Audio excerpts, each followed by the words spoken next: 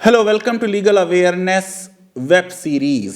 आज के एपिसोड में बात करेंगे भारत के नए मुख्य न्यायाधीश chief justice of India N V Ramana, इनके बारे में, इनके जीवन के बारे में, इनके जजमेंट्स के बारे में, इनसे देश को अपेक्षाएं क्या हैं, एक्सपेक्टेशंस क्या हैं, किस समय ये देश की जुडिशरी की बागडोर संभाल रहे हैं।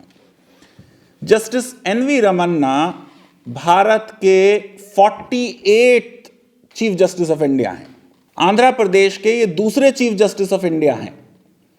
पहले चीफ जस्टिस जो आंध्र प्रदेश ने दिए वो बहुत बड़े जज चीफ जस्टिस के सुब्बा राव, डिसेंटिंग जज, बहुत डिसेंटिंग जजमेंट्स लिखे, बहुत पावरफुल जजमेंट दिया सरकार के खिलाफ गोलकनाथ के केस में।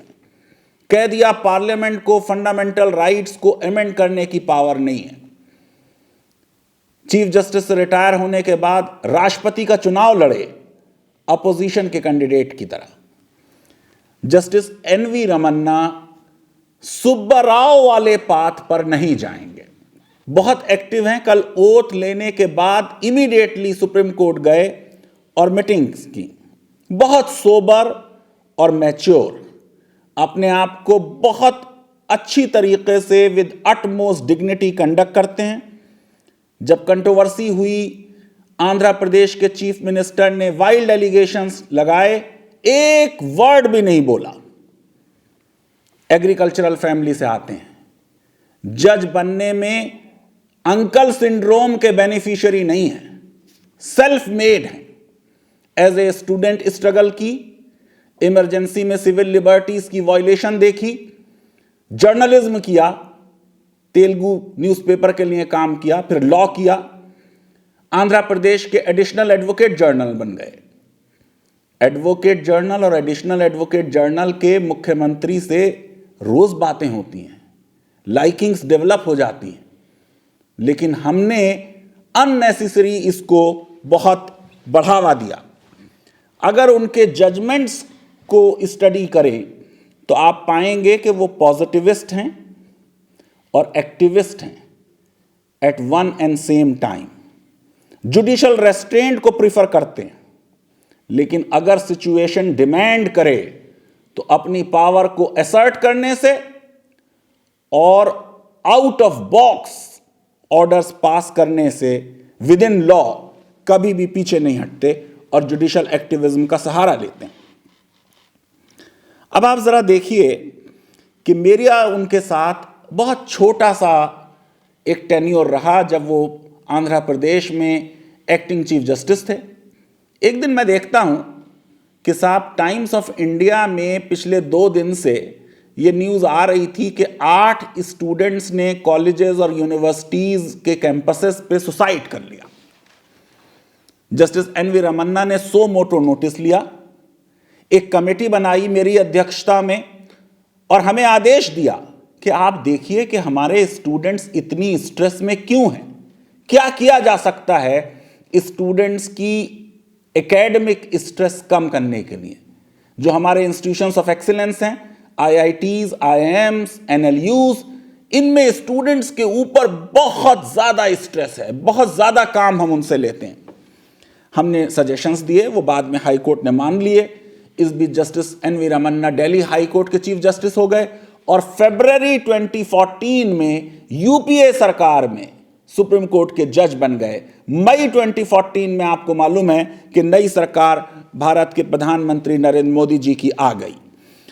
अब कई लोगों ने उनकी न्यूज़ कवर करने में उनकी कुछ स्पीचेस का जिक्र किया।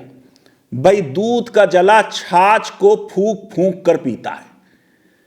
जस्टिस रंजन गोगोई ने चीफ जस्टिस ऑफ इंडिया बनने से पहले इंडियन एक्सप्रेस के इवेंट में बहुत अच्छी बातें कही थी।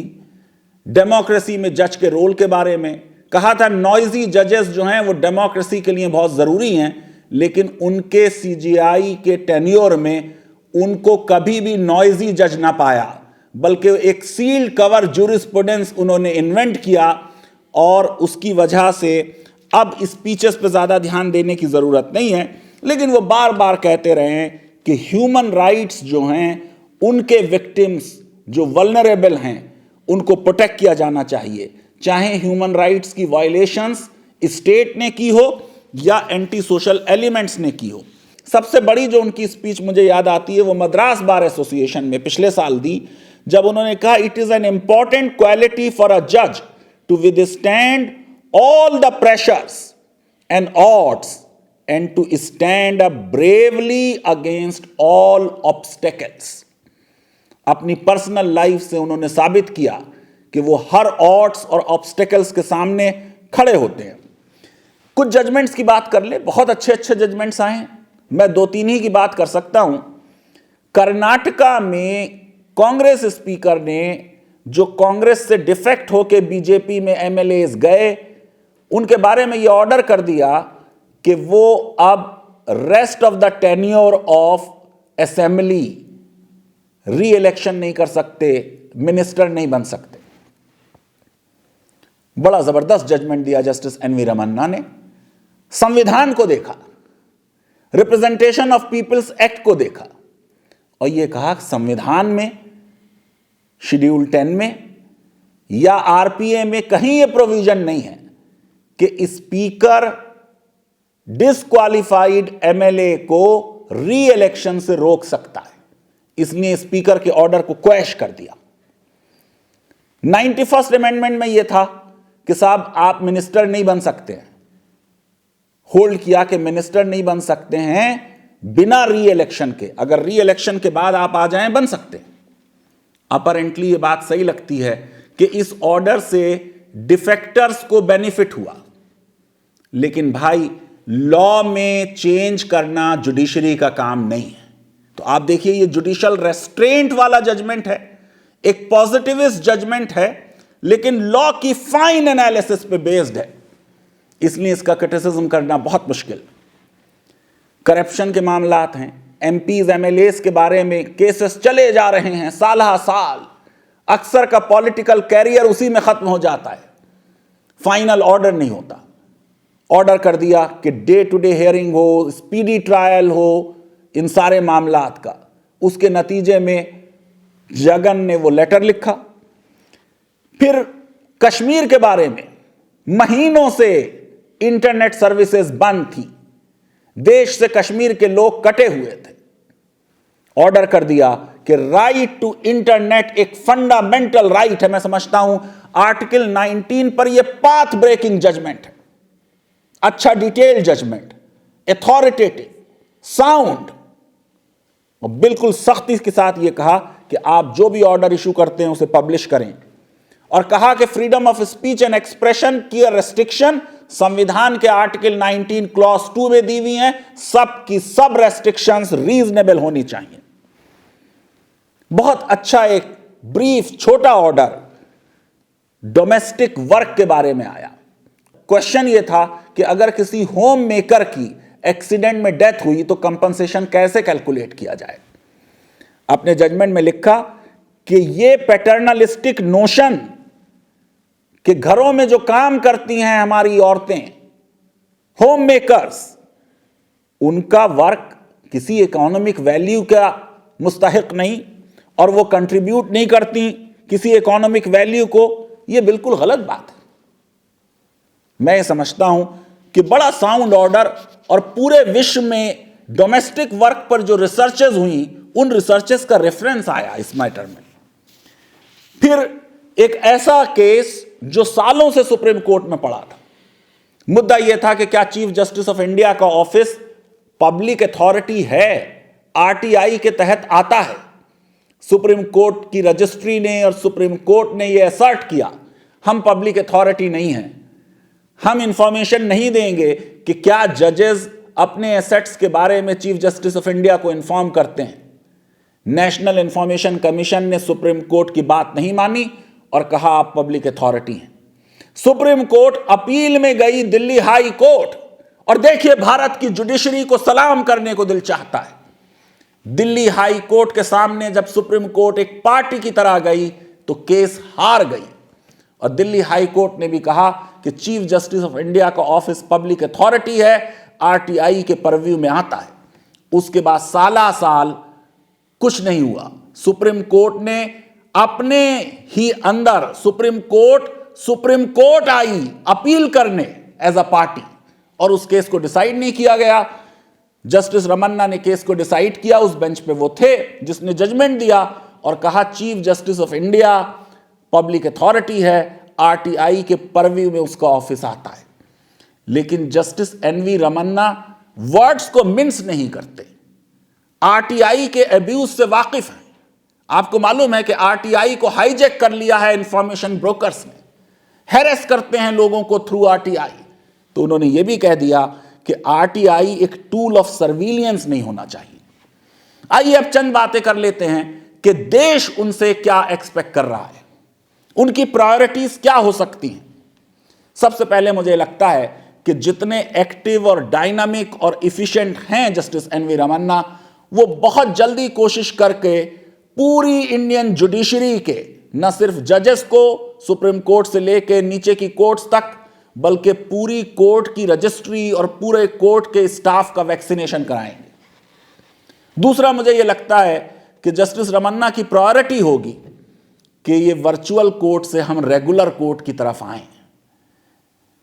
बड़ी प्रॉब्लम्स हो रही हैं लिटिगेंट्स को। वर्चुअल कोर्ट्स रियलिटी हैं हमारे समाज की आज कोरोना काल में, लेकिन फिर भी जो रेगुलर कोर्ट और फिजिकल हियरिंग है उसका रिज्यूम करना बहुत जरूरी है, उसकी तरफ जरूर ध्यान देंगे। मुझे यह लगता है कि क्योंकि पूरे जीवन वो एम्फेसाइज करते रहे कि एक्सेस टू जस्टिस, जो क्यू में लास्ट आदमी खड़ा है, जिसकी तरफ गांधी जी ने इशारा किया था, उसको मिल जाए। जरूर कुछ ना कुछ एफर्ट्स होंगे कि लास्ट मैन जो हिरार्की में है उसको एक्सेस टू जस्टिस कैसे इंश्योर की जाए, लीगल एड कैसे इंश्योर की जाए। सिविल लिबर्टीज को बहुत अहमियत देते हैं, ह्यूमन राइट्स वायलेशंस पे बहुत सख्त एटीट्यूड अपना सकते हैं। एक और बहुत बड़ी प्रॉब्लम हमारे सिस्टम में आज हो गई कि जुडिशियल इंफ्रास्ट्रक्चर बहुत पुअर है। जुडिशरी पे हम बहुत कम खर्च करते हैं। मैं समझता हूं कि justice N V Ramana as chief justice of India judicial infrastructure को इंप्रूव करने की कोशिश करेंगे। वो पहले भी कह चुके हैं कि एक नेशनल जुडिशियल इंफ्रास्ट्रक्चर कॉरपोरेशन बननी चाहिए, उसको जरूर मेरे ख्याल से बनवाने के एफर्ट्स वो करेंगे। जुडिशियल अपॉइंटमेंट्स, जुडिशरी की सबसे बड़ा मुद्दा है जुडिशियल अपॉइंटमेंट्स। जुडिशियल अपॉइंटमेंट्स में उनके सामने बहुत बड़ा चैलेंज है। जिस कोलिजियम को वो हेड करेंगे उसमें 4 अदर मेंबर्स बॉम्बे के हैं। जस्टिस ललित, जस्टिस चंद्रचूड़ अब आएंगे, जस्टिस रोहिंटन नारीमान, जस्टिस खानवेलकर। बहुत मुश्किल काम होगा, लेकिन मुझे लगता है कि उनके अंदर जो एक परसुएशन की एबिलिटी है, सुप्रीम कोर्ट की सारी वैकेंसीज उनके टेन्योर में भरी जाएंगी और हाई कोर्ट्स की भी ज्यादा से ज्यादा वैकेंसीज भरने की वो जरूर कोशिश करेंगे। लीगल एजुकेशन के बिना जुडिशियल सिस्टम और लॉयर्स की कॉम्पिटेंस इंप्रूव नहीं हो सकती। Chief justice of India head हैं नेशनल लॉ यूनिवर्सिटीज फैमिली के। जरूर मेरी उम्मीद है कि वाइस चांसलर्स की मीटिंग होगी और लीगल एजुकेशन में एक 4th जनरेशन रिफॉर्म्स की इब्तिदा होगी, इनिशिएशन होगा। सुप्रीम कोर्ट इस समय एक तरीके की क्राइसिस में है। जैसा अभी आपने देखा कि जब सुप्रीम कोर्ट ने सो मोटो ऑक्सीजन का मैटर अपने हाथ में लिया तो देश में एक एंजाइटी हो गई और यह लगा कि कहीं हाई कोर्ट के जो अच्छे ऑर्डर्स हैं उनको रोकने की कोशिश तो नहीं है, जबकि सुप्रीम कोर्ट के ऑर्डर में ऐसी कोई बात नहीं थी। मैं समझता हूं कि देश एक्सपेक्ट करता है कि नए chief justice of India supreme court में लोगों का ट्रस्ट रेस्टोर कराएंगे। सुप्रीम कोर्ट को अपना पूरा पुराना सम्मान वापस मिलेगा और पूरे देश को विश्वास होगा कि यह कोर्ट गार्डियन है हमारे फंडामेंटल राइट्स की। यह कोर्ट सुप्रीमेसी ऑफ संविधान और सुप्रीमेसी ऑफ कॉन्स्टिट्यूशन को मेंटेन करेगी। हमारी बेस्ट विशेस हैं, शुभकामनाएं हैं उनके अच्छे स्वास्थ्य के लिए, उनका एक बहुत फ्रूटफुल टेन्योर हो एससीजेआई। मैं ये समझता हूं कि एक बड़े मुश्किल वक्त जस्टिस एनवी रमन्ना देश की जुडिशरी की बागडोर संभाल रहे हैं। बहुत बड़े चैलेंजेस हैं उनके सामने, लेकिन जितना मैंने उनको देखा है मुझको लगता है कि वो इन चैलेंजेस को बहुत खूबी के साथ बड़ी इफिशिएंटली फुलफिल कर लेंगे। लीगल अवेयरनेस वेब सीरीज अगर आपको पसंद आती है तो मेरी रिक्वेस्ट है हमारे इस वीडियो को वाइडली शेयर करें, हमारे चैनल को सब्सक्राइब करें, बेल आइकन और लाइक जरूर क्लिक करें। जजेस का सम्मान करें, जजेस की इज्जत करें, जजेस के जजमेंट्स का क्रिटिसिज्म करें, जजेस को मोटिव्स एट्रीब्यूट ना करें। बहुत बहुत शुक्रिया, धन्यवाद, थैंक यू वेरी मच।